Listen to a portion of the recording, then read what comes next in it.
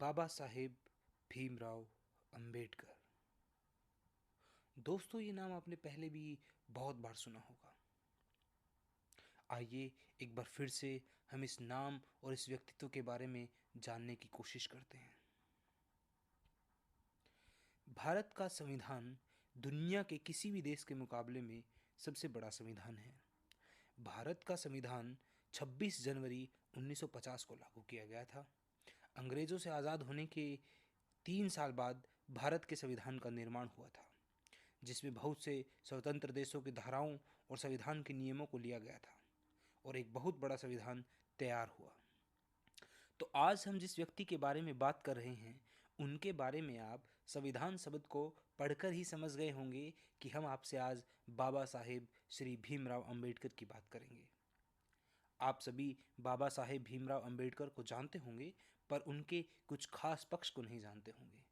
तो हम बात करते हैं बाबा साहेब भीमराव अंबेडकर की। नाम बाबा साहेब अंबेडकर। पूरा नाम भीमराव रामजी अंबेडकर। जन्म 14 अप्रैल 1891। जन्म स्थान महू, मध्य प्रदेश। अवार्ड भारत रत्न 1990। धर्म बौद्ध धर्म। नागरिकता भारतीय। बाबा साहेब भीमराव अंबेडकर का पूरा नाम भीमराव रामजी अंबेडकर था, जो कि आगे जाकर बाबा साहेब के नाम से विख्यात हुआ। बाबा साहेब का जन्म 14 अप्रैल 1891 को महू, मध्य प्रदेश में हुआ था। इनके पिताजी का नाम रामजी सकपाल और माता का नाम भीमाबाई सकपाल था। ये एक बहुत बड़े अर्थशास्त्री थे और राजनेता भी थे, जिन्होंने दलित बौद्ध आंदोलन को प्रेरित किया और दलितों के प्रति सामाजिक भेदभाव के खिलाफ प्रचार किया। और उसी के साथ साथ उन्होंने महिलाओं के मजदूरी के हक के लिए महिलाओं का समर्थन किया। वे आज़ाद भारत के पहले कानून मंत्री थे। वे भारत के संविधान के प्रमुख वास्तुकार और भारत के गणराज्य के संस्थापक पिता, संविधान को बनाने वाले कहलाए थे। आम्बेडकर की शिक्षा Columbia University of London School of Economics में हुई, जहां पर उन्होंने अर्थशास्त्र में डिग्री पाई। कानून, अर्थशास्त्र और राजनीति में अपने शोध के लिए एक विद्वान के रूप में प्रतिष्ठा पाई।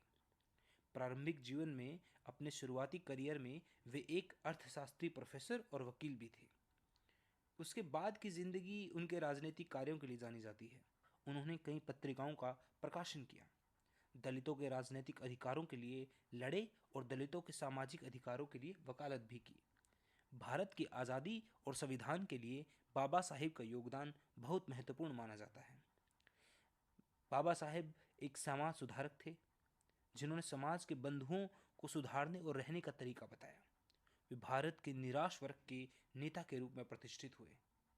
सन 1990 में उन्हें मरणोपरांत भारत का सर्वोच्च नागरिक पुरस्कार भारत रत्न दिया गया।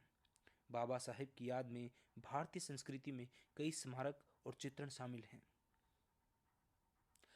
अंबेडकर की जाति।